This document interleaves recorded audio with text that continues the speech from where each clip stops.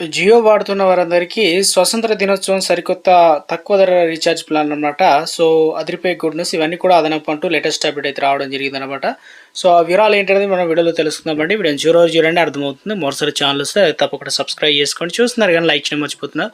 So, వెంటనే like చేయండి. వీడియోకి అయితే వెళ్ళిపోదాం. జియో నుంచి మొత్తం 3 అప్డేట్స్ అయితే వచ్చాయన్నమాట. సో, ఒకటి వచ్చేసి స్వతంత్ర దినోత్సవం సందర్భంగా రిలయన్స్ జియో అనేది బ్రాడ్బ్యాండ్ వినియోగదారుల ఆకర్షణీయ ఆఫర్ అనేది తీసుకురావడం జరిగింది. 15 నెలల 100 ఎంబీబీఎస్ బ్రాడ్బ్యాండ్ ప్లాన్ వచ్చేసి 10,000 రూపాయలకి అందిస్తుంది. దాదాపు ఇది 1600 అంటే 16,000 రూపాయలు ఖర్చు అయ్యేటువంటి ప్లాన్ ఏకంగా 6,000 రూపాయలు అనేది మళ్ళీ తక్కువ చేసి ఆఫర్ అయితే అందించడం జరుగుతుంది ఈ యాప్లో. ఇక మొత్తం మీద అయితే ఇక కనెక్షన్ కస్టమర్ ప్రొఫైల్ బట్టి అవకాశం అయితే ఉంటుందంటున్నారు. నెలకు 400 రూపాయలు తగ్గింపు. 15 నెలలకు సంబంధించి చూసుకున్నట్లయితే 10,000 చెల్లిస్తే నెలకు దాదాపు 666 పడినట్లు అవుతుంది. సాధారణ ధరతో పోలిస్తే నెలవారీగా వ్యయం సుమారు 400 తగ్గింపు అనమాట. అయితే రీఛార్జ్ చేసే ముందు మై జియో యాప్లో చూపించే జీఎస్టీ కలిపి ధర అనేది ప్లాన్ అనేది నిశ్చితంగా పరిశీలించి ప్లాన్ ఎంచుకోవడం మంచిదనమాట. దీనివల్ల ఏమవుతుందంటే 100 ఎంబీబీఎస్ వర్క్ ఇంటర్నెట్ స్పీడ్తో పాటు డేటా లభిస్తుంది. వర్క్ ఫ్రమ్ హోమ్ చేసుకునే వారికి ఆన్లైన్ క్లాసులు, video calls, 4K streaming, live game వంటి అవసరాలకి ఈ స్పీడ్ అనేది చాలా ఉపయోగపడుతుంది అనమాట. సో ఇక్కడ వచ్చేసి మనకు బడ్జెట్ ప్లాన్ కూడా రావడం జరిగింది. తక్కువ ధర ఖర్చుతో ఇంటర్నెట్ కాలింగ్ కావాలనుకునే వారికి జియో బ్రాండ్ 2 ప్రధాన ప్లాన్లు తీసుకొచ్చింది అనమాట. ఒకటి 199 ప్లాన్ ద్వారా 18 రోజులు వ్యాలిడిటీ ఉంటుంది. రోజుకు 1.5 జీబీ డేటా రావడం జరుగుతుంది. డేటా వినియోగం కోసం ఇది మంచి ప్లాన్ అని చెప్పుకోవచ్చు.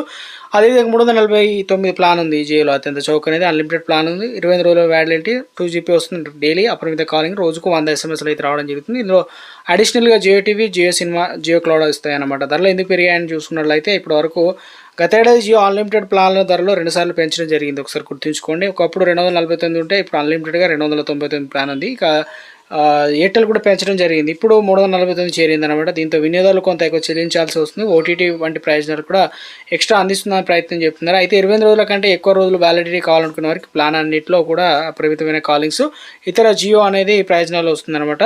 666 ప్లాన్ ఉంది. 70 రోజుల వ్యాలిడిటీ ఉంటుంది. 1.5 జీబీ డేటా వస్తుంది. అదేవిధంగా 719 ప్లాన్ ఒక రీఛార్జ్ చేసుకుంటే 70 రోజుల వ్యాలిడిటీ, రోజుకు 2 జీబీ వస్తుంది అనమాట. అదేవిధంగా 799 ప్లాన్ రీఛార్జ్ చేసుకుంటే 84 రోజుల వ్యాలిడిటీ వస్తుంది. అదేవిధంగా 1.5 జీబీ డేటా డైలీ వస్తుంది.